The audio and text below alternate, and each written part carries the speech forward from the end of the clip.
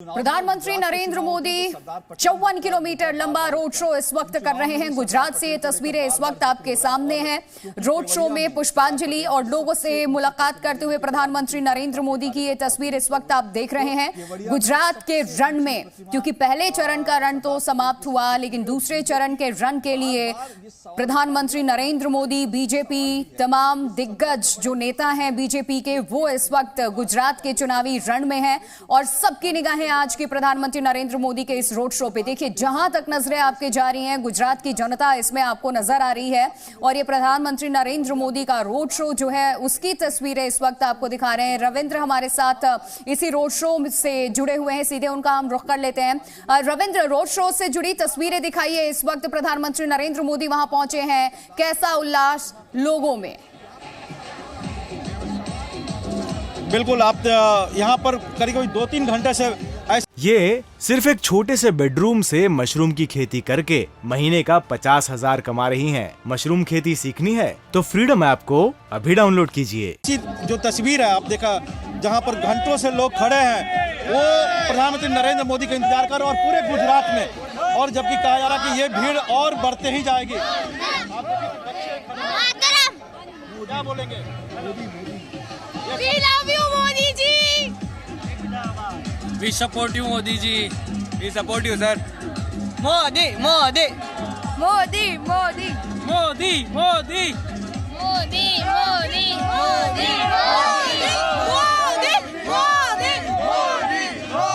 मोदी ये ऐसी तस्वीर और मोदी मोदी आपको पूरे गुजरात में, पूरे अहमदाबाद में दिखाई देगी। लेकिन एक बात खास ध्यान देने वाली बात है, प्रधानमंत्री नरेंद्र मोदी जिस रथ पर सवार हैं, वो खड़े होकर चारों तरफ, दोनों तरफ जितने भी लोग खड़े हैं उन सबका अभिवादन कर रहे हैं। आप जी रविंद्र, तस्वीरें दिखाइए। और ये ध्यान देने वाली बात है कि प्रधानमंत्री नरेंद्र मोदी ये लगभग 50 किलोमीटर की जो पुष्पांजलि यात्रा या रोड शो है वो कर रहे हैं, और आप समझिए कि 70 साल लगभग उम्र के व्यक्ति लगातार 50 किलोमीटर तक खड़े रहेंगे, खड़े होकर लोगों का अभिवादन करेंगे।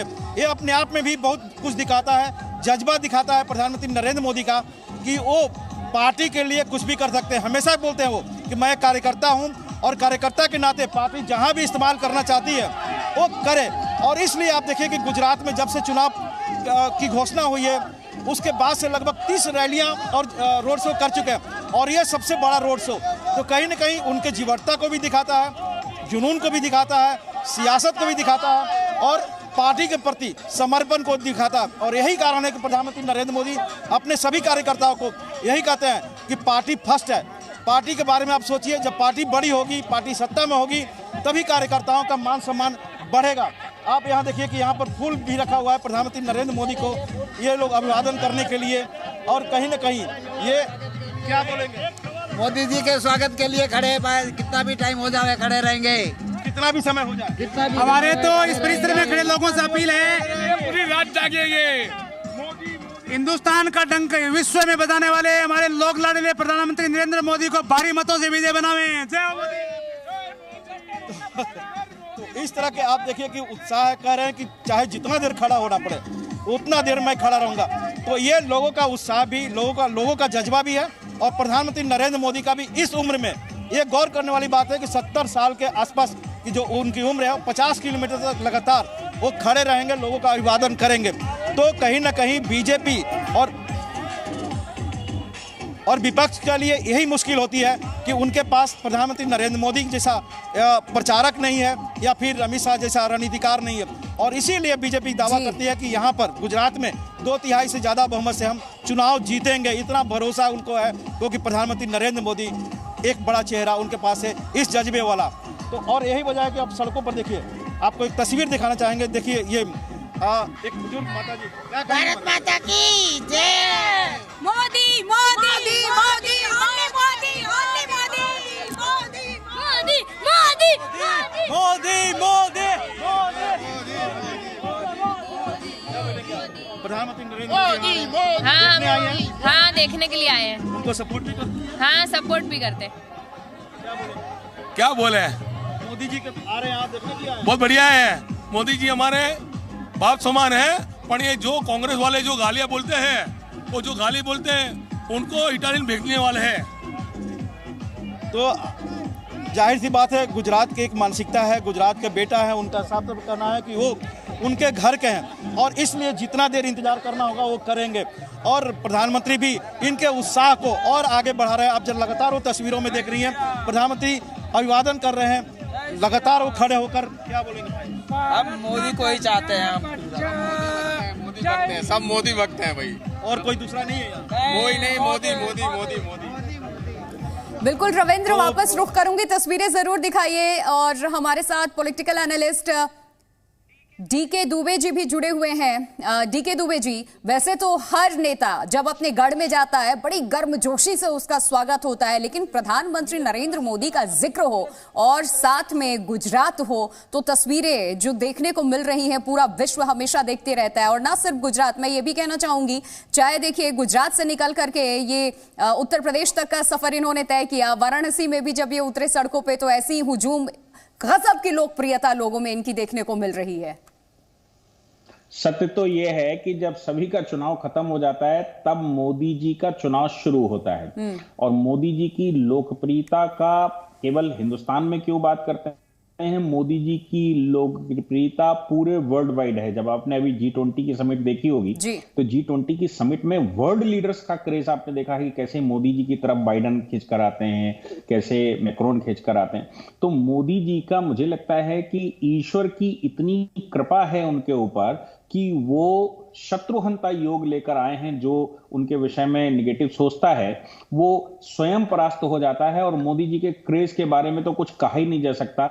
आज की भारतीय जनता पार्टी जिस उच्च शिखर पर है उसके पीछे अगर हम, हालांकि होती तो पूरी पार्टी है, कार्यकर्ता इन्वॉल्व होते हैं, लेकिन अगर सिंगल नाम की बात करेंगे कि भाई इसके पीछे क्या है, तो नेतृत्व तो निश्चित रूप से नेतृत्व के हाथ में बात जाती है। और नेतृत्व तो मोदी जी जैसा हमारे देश को मिला है, केवल ये भारतीय जनता पार्टी की बात नहीं है, ये पूरे देश को जिस प्रकार का नेतृत्व मिला है, मुझे लगता है कि ये दैवी कृपा से कुछ कम नहीं है।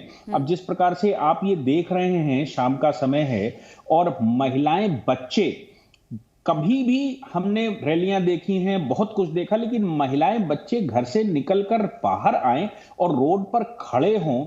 और मोदी जी का दिल देखिए कि वो प्रधानमंत्री हैं, कितनी सारी सिक्योरिटी थ्रेट्स उनके ऊपर रहती हैं, उसके बावजूद जनता के बीच में किस प्रकार से जा रहे हैं। ये एक चमत्कारी नेता ही कर सकता है जिसको इतना कॉन्फिडेंस हो कि मैं अपने प्रदेश में जा रहा हूं और हमारे प्रदेश में मेरे लोगों के बीच में जा रहा हूं, जिनके बीच में पलकर मैं बड़ा हुआ, तो वहां कोई सिक्योरिटी थ्रेट नहीं हो सकता है, जिनसे अपना काम करती हैं।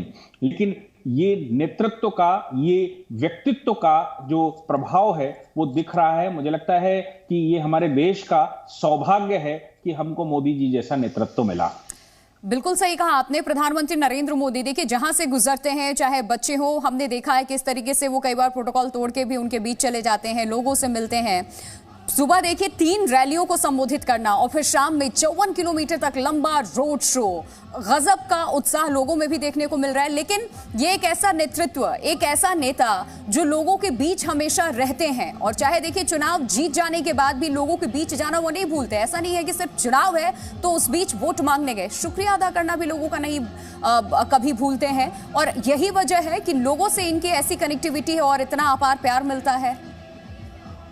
असल में क्या है कि मोदी जी कोई ऐसे नेता नहीं है जो जन्मजात चांदी की चम्मच लेकर पैदा हुए हों। मोदी जी एक चाय की दुकान से सफर शुरू करके और प्रधानमंत्री और फिर अंतरराष्ट्रीय फोरम तक गए हैं। इसलिए जो व्यक्ति जमीन से जुड़ा रहता है और जमीन पर जिसके पैर रहते हैं, निश्चित रूप से ऊंचाई पर जाने के बाद भी जमीन उसको दिखती है, जमीनों से संवाद होता है, लोगों से संवाद होता है। और नेता वही है जिसका संवाद होता है।